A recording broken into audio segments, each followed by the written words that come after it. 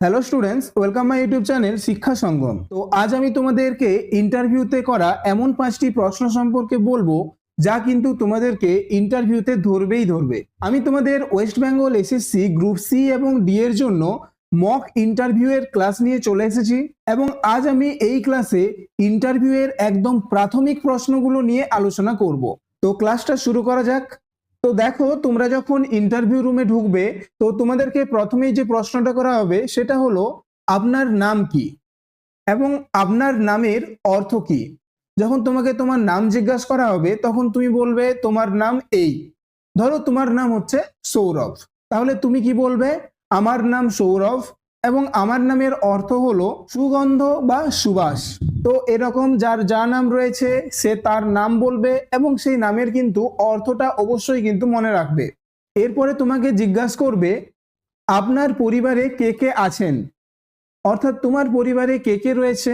তো তোমার পরিবারে তোমার মা, বাবা এবং তোমার ভাই, বোন বা দাদা থাকতে পারে। তোমার পরিবারে যে যে থাকবে তোমরা সেটা কিন্তু বলবে। ধরো তুমি বলবে তোমার পরিবারে মা, বাবা, তুমি নিজে এবং তোমার ভাই রয়েছে। এবারে তোমাকে জিজ্ঞাসা করবে আপনার বাবা কি করেন। তুমি বলবে তোমার বাবা যেটা করে, অর্থাৎ তোমার বাবা ধরো শিক্ষকতা করেন, তোমার বাবা যদি চাষাবাদ করেন, তো তোমার বাবা যে কাজটা করে সেটাই কিন্তু তুমি এখানে বলবে। তো এবারে আমাদের যে 4 নাম্বার প্রশ্নটা রয়েছে সেটা হচ্ছে নিজের সম্পর্কে বলুন। তো এই প্রশ্নটি ইন্টারভিউতে কেন করা হয়? দেখো, এর 3টি কারণ থাকতে পারে। আপনি আত্মবিশ্বাসী কিনা, অর্থাৎ যারা ইন্টারভিউ নেন তারা দেখেন যে তুমি কতটা আত্মবিশ্বাসী, নিজের সম্পর্কে কেমন ধারণা রয়েছে, অর্থাৎ তোমার নিজের সম্পর্কে কেমন ধারণা রয়েছে সেটা তারা কিন্তু জানতে চায় এই প্রশ্নটির মাধ্যমে। 3 নাম্বার কি, তোমার গুছিয়ে বলার ক্ষমতা কিরকম রয়েছে, অর্থাৎ তুমি গুছিয়ে কিরকম ভাবে এই প্রশ্নটার উত্তর উপস্থাপন করতে পারছো সেটা কিন্তু তারা দেখে। দেখো, যখন তোমাকে বলা হবে নিজের সম্পর্কে কিছু বলুন, তখন তুমি তোমার নাম বলবে, অর্থাৎ তুমি বলবে আমি উমুক বা আমি সৌরভ। তো তোমার যে নামটা থাকবে সেটাই তুমি বলবে। এখানে কিন্তু তুমি তোমার ফ্যামিলির নাম অর্থাৎ মায়ের নাম, বাবার নাম এসব কিন্তু কিছু বলতে যাবে না। এখানে শুধু তুমি তোমার নাম বলবে, বেশি কিছু বাড়িয়ে কোনো বলার দরকার নেই। এরপরে সেকেন্ডে তুমি বলবে জায়গা, অর্থাৎ তুমি কোথা থেকে এসছো। ধরো তুমি কোন ব্লক থেকে এসছো এইটা বলবে, বা তুমি কোন জেলা থেকে এসছো সেটা বলবে, যে আমি উমুক জেলার উমুক ব্লক থেকে এসছি। এর বেশি কিছু তোমার কোনো বলার দরকার নেই, জাস্ট এইটাই বলবে। এখানে বেশি কিছু বলে দিলে যদি তোমরা ভাবো যে বেশি নাম্বার পেয়ে যাবে, সেটা কিন্তু ভুল। বেশি কিছু বলতে গেলে ভুল বেশি হবে এবং বেশি কিছু বলতে গিয়ে তোমার যদি কনফিডেন্সের অভাব এবং তোমার যদি গুছানো ভাবটা কম দেখায় সেই ক্ষেত্রে কিন্তু নাম্বার কাটা যাবে। তোমরা এখানে জাস্ট এই কতগুলো পয়েন্টই বলবে, একদম জাস্ট একবারেই পয়েন্ট টু পয়েন্ট বলবে, বেশি কিছু কোনো বলারই দরকার নেই। জাস্ট তোমার নামটা বলবে আমি এই, তারপরে তোমার জায়গা বলবে আমি এই জেলার এই ব্লক থেকে এসেছি। এরপরে 3 নম্বরে তুমি বলবে যোগ্যতা, অর্থাৎ তুমি যে হাইয়েস্ট কোয়ালিফিকেশনটা তোমার ডকুমেন্টসে দিয়েছো সেই যোগ্যতাটাই বলবে। এখানে ধরো তুমি মাস্টার ডিগ্রি করেছো বা পিএইচডি করেছো, সেটা কিন্তু যে বলে দিও না। তুমি যদি ওভার কনফিডেন্স হয়ে বলে থাকো যে আমি পিএইচডি করেছি, সেই ক্ষেত্রে কিন্তু তুমি এই বিপদে পড়তে পারো। এখানে তুমি কোয়ালিফিকেশন অর্থাৎ তুমি যে জবটার জন্য যাচ্ছ, ধরো গ্রুপ ডি মানে সেখানে 8 পাস, তাহলে তুমি এখানে মাধ্যমিক পাসের কোয়ালিফিকেশন, হাইয়েস্ট কোয়ালিফিকেশন যদি ডকুমেন্টস দিয়ে রাখো সেটাই বলবে। এবং তুমি যদি গ্রুপ সি এর জন্য ইন্টারভিউ দিতে যাও তাহলে কিন্তু গ্রুপ সি এর জন্য যে হাইয়েস্ট কোয়ালিফিকেশন দিয়েছো অর্থাৎ 12 পাস, সেটাই কিন্তু তোমরা বলবে।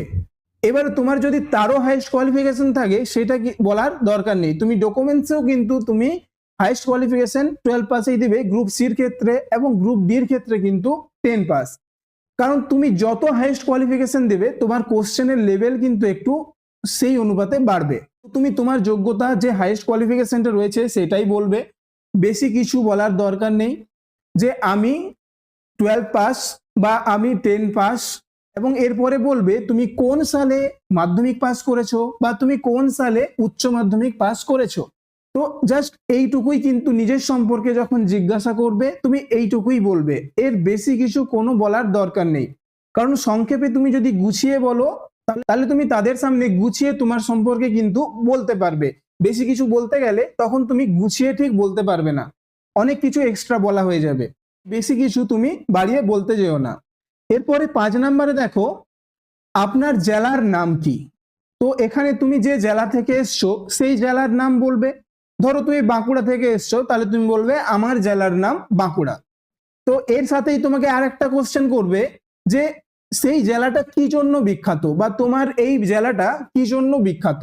তাহলে তুমি যখন বলবে আমি বাঁকুড়া জেলা থেকে এসেছি, তখন তুমি এই বাঁকুড়া জেলা সম্পর্কে, অর্থাৎ বাঁকুড়া জেলায় কি কি বিখ্যাত সেইগুলো সম্পর্কে বলবে।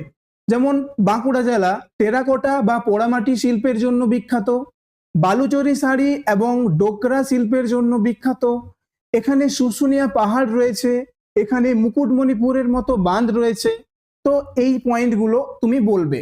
তাহলে তোমার জেলা কি জন্য বিখ্যাত সেটা কিন্তু তোমাকে জেনে যেতে হবে, এবং তোমাকে কোশ্চেন করার সঙ্গে সঙ্গে তুমি কিন্তু এটা অ্যান্সার দিয়ে দেবে। তো এইভাবে এই 5টা কোশ্চেন তুমি কভার করবে, এবং এখানে কিন্তু তুমি কোনো মুখস্থ করে যাবে না। তুমি যদি মুখস্থ করে যাও সেই জিনিসটা কিন্তু তারা ধরে নেবে, এটা তোমার মাইন্ডে থাকবে। দেখো, তোমার নিজের নাম বলবে, তোমার জেলার নাম বলবে, তোমার যোগ্যতা বলবে, এগুলো কি মুখস্থ করতে হয়? এগুলো জাস্ট মাথায় একটু থাকলেই হবে, এবং সেগুলোকে একটু গুছিয়ে বলবে। ইন্টারভিউ মানে এই নয় যে তোমাকে যে কোশ্চেনগুলো করা হচ্ছে তার সমস্ত কোশ্চেনের অ্যান্সার দিতে হবে। দেখো, ইন্টারভিউ হলো পার্সোনালিটি টেস্ট, অর্থাৎ তুমি কিরকম ভাবে গুছিয়ে প্রশ্নগুলোর উত্তর দিচ্ছ, তোমার মধ্যে কতটা কনফিডেন্স রয়েছে, ঠিক আছে, এই সমস্ত জিনিসগুলো দেখে। তো তোমরা অবশ্যই এই জিনিসগুলো গুছিয়ে বলবে, এবং তোমাদেরকে আজকে আমি গুছিয়ে যেরকম ভাবে বললাম এই 5টা কোশ্চেন, ঠিক এরকম ভাবে তুমি অ্যান্সার দেওয়ার আসার চেষ্টা করবে। আজকে ফার্স্ট ক্লাস ছিল, এরকম ইন্টারভিউর আরো ক্লাস তোমাদের সামনে নিয়ে আসবো। সামনে তোমাদের গ্রুপ সিডির রেজাল্ট বেরোবে, এবং তোমাদের কিন্তু এরপরে ইন্টারভিউ থাকবে। তো তোমাদের যদি এই ক্লাসটি ভালো লেগে থাকে তাহলে একটা লাইক করে দিও, এবং এরকম ক্লাসগুলো পাওয়ার জন্য অবশ্যই চ্যানেলটিকে সাবস্ক্রাইব করে রাখো। তো দেখা হচ্ছে পরের ভিডিওতে।